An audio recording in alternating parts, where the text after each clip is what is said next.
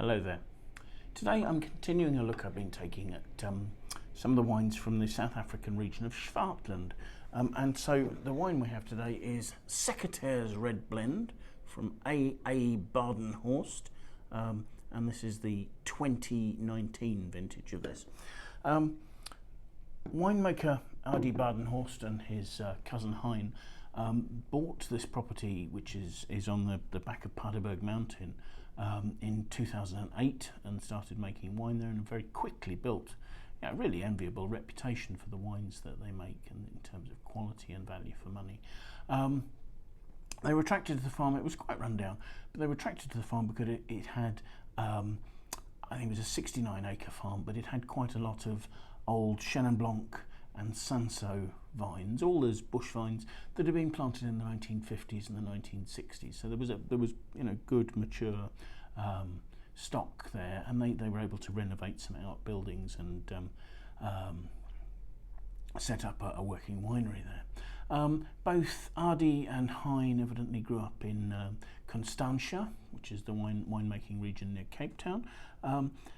Evidently Adi's grandfather was the manager of Groot Constantia, one of the big historic wine estates there, for 46 years. So there's a certain amount of winemaking heritage in his family. Adi himself, as a 13-year-old, evidently befriended a winemaker called Jean Daniel, who was quite influential in the Cape at that stage, and he was the winemaker at a winery called Buitenverwachting, another one of Constantia's high-quality estates. And through this friendship, Adi acquired a love of winemaking, which led him to go and study winemaking at Isenberg College. And then he travelled widely to learn about winemaking around the world. So he worked at Chateau Angelus in Saint-Emilion in Bordeaux. He worked in New Zealand with the hills. He worked in the Rhone Valley. He came back to South Africa and worked in a number of wineries around Stellenbosch, Simonzig for instance, but ended up as winemaker at Rustenburg, where again he made quite a reputation for himself. The wines that they're making at this property, they view their winemaking style as quite traditional. It's almost a slightly romantic approach. Adi talks about sort of Cinsault as being the grape that he remembers as a child. Both Cinsault and Chenin Blanc are varieties that are not particularly popular, but they believe in working with them as naturally as possible to produce some typical wines that are sort of expressions of these varieties that they have quite a love for. So this particular wine, as I say, comes off old vines. They're grown on granite soils, so low yielding. They're poor soils in terms of nutritional values and water holding. Everything's hand picked. The fruit is brought into the winery and is as whole bunches and is chilled overnight. It's then put into a concrete. It's then sort of crushed. The bunches are crushed and put into a concrete fermenter, where over a period of about a week during fermentation, they are punched down twice a day by humans jumping into the vat and treading them down with feet and pushing the caps down that way.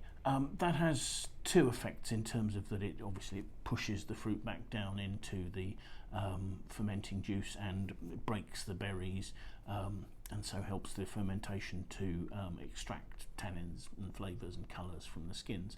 But also the actual presence of people in the vat adds a warmth and helps promote fermentation if it's cool. So there's a sort of a double, and it helps bring oxygen in as well. So all that helps the fermentation.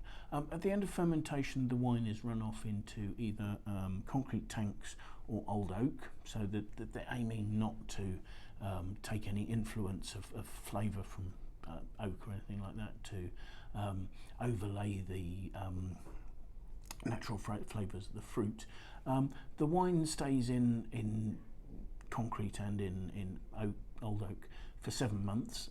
It's then blended, lightly filtered and bottled. So you're looking for a wine which is, oh sorry, I should also have said fermentation entirely with ambient yeast, so trying to be as natural as possible. There's a small addition of sulfur dioxide, so I don't think you can really call it a natural wine, but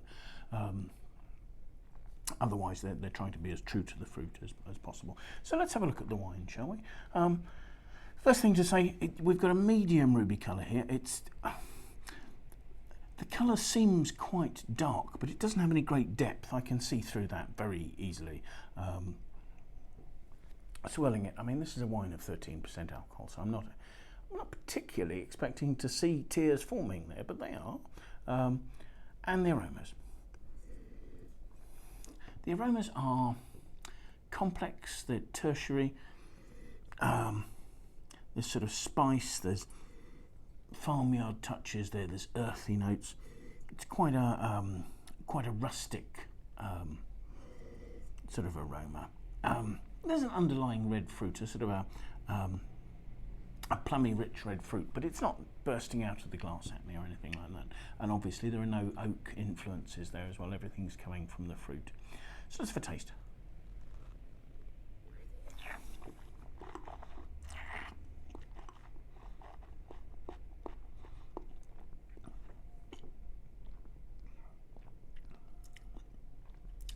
Tasting that's a really nicely rounded, fairly simple wine. It's mid-weight. It's got quite good freshness actually. There's a little bit of mouth-watering acidity there.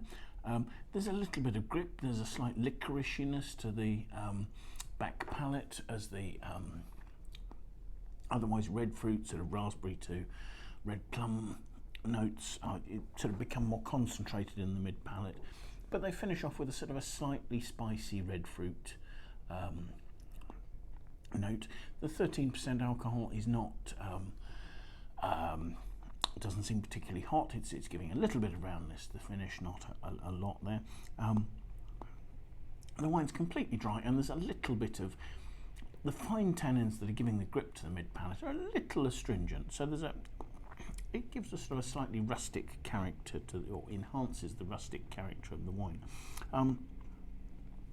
You know, the fruit isn't necessarily a squeaky clean fruit. It's got some slightly earthy, slightly meaty tones, and little tiny bits of sort of drying peppery spice, I suppose.